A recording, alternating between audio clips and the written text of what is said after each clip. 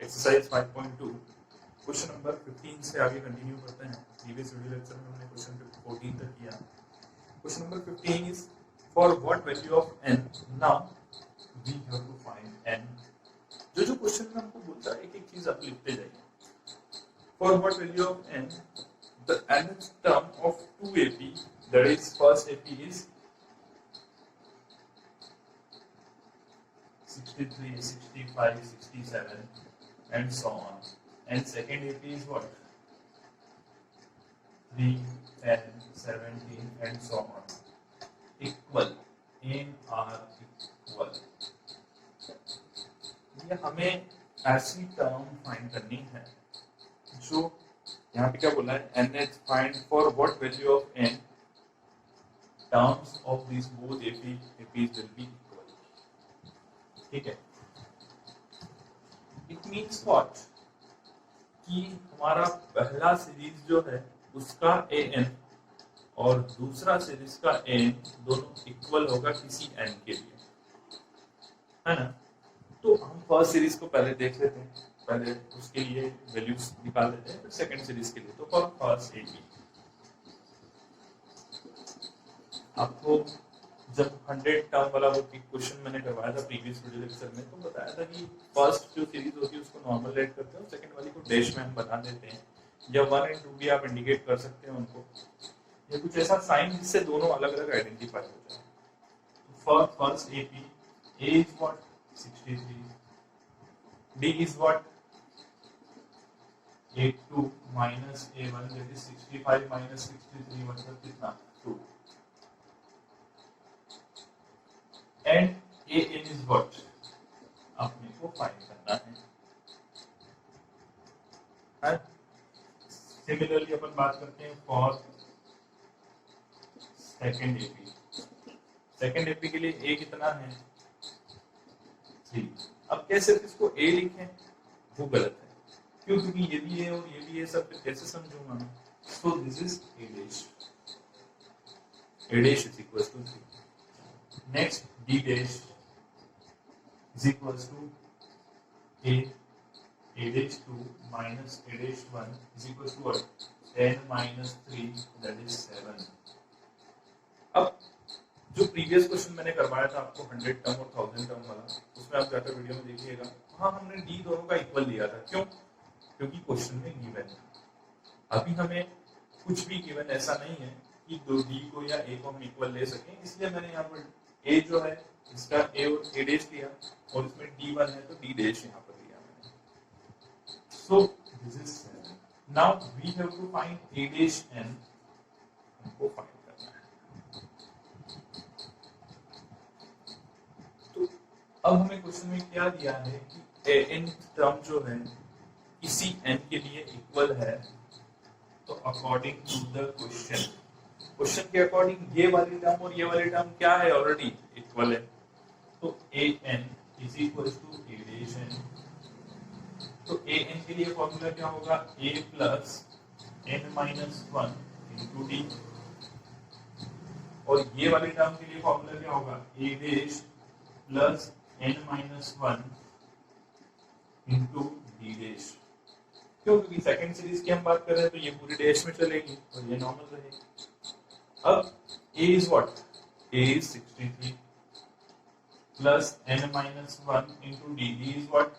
2 and A dash 3 plus n minus 1 into D dash. D dash means 7. Now, after solving the equation, 63 minus 3, ये वाला 3 इधर आया, plus 2n minus 2 is equals to 7n minus 7n. So 63 minus 3 that is 60 and minus 2. 60 minus 2 is 58. So 58 plus 2n is equals to 7n minus 7. Again इस 7 को मैं this side number को number की तरफ ले जा रहा हूँ, likely term अरेंज कर रहा हूँ, and 2n को 7n की तरफ ले जाते हैं। सो यहाँ पे देख लेते हैं 58 plus 7 and 7n minus 2n। तो 58 प्लस 7 कितना हो गया भैया? 65। 7n माइनस 2n मतलब कितना? 5n। So what is the value of n? 65 upon 5 मतलब कितना? 13। तो कहने का मतलब ये है, it means the 13th term of both the series will be equal. जो हमने क्वेश्चन में पूछा था, तो n is equals to 13. So the 13th term of the both series will be equal. Okay, next continue करते हैं question. Determine the AP whose third term is 16 and seventh term is exceed by fifth term by 15.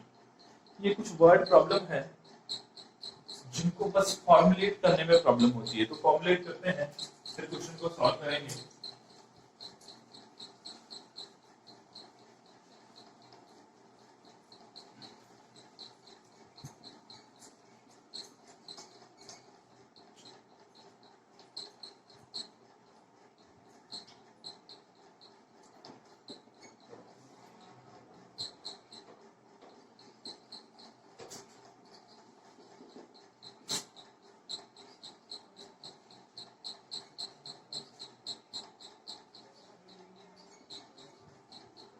ये हमारा question है कि A3 मतलब third term जो है वो 16 है और A7 यानी कि सेवंथ टर्म जो है वो फिफ्थ टर्म से कितना एक्सीड करती है? 12, मतलब 12 ज्यादा है।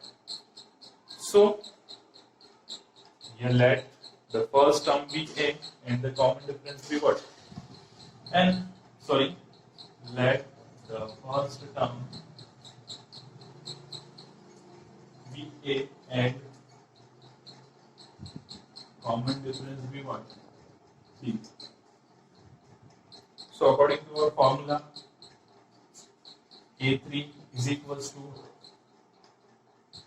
A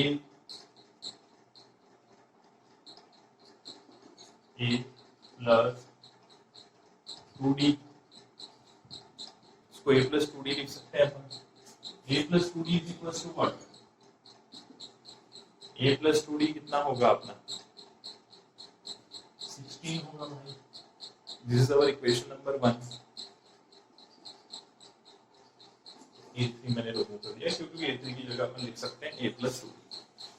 सेकेंड, इस इक्वेशन की बात करें, A7, so A7 means what? A plus 6D and A5 is what? A plus 4D plus 12. Directly terms को अगेन अरेंज कर लेते हैं हम यहाँ से। So A to A cancel and 6D minus 4D is equals to 12. So 2D is equals to 12 and D is equals to 12 by 2, that is 6. तो D की value हमारे पास आ गई 6. Putting this value in 1.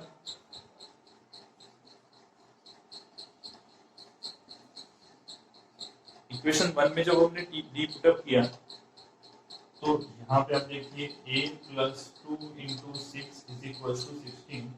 So A is equals to 16 minus 12. 6 to the 12 होगा और 12 मैंने second side पे दिया, तो A is equals to what? 4. तो हमारे पास A की वैल्यू आ गई 4 और D की वैल्यू कितनी आ गई? 6. तो this will be the answer. और कुछ पूछा है कि उसमें पहले देख लेते हैं।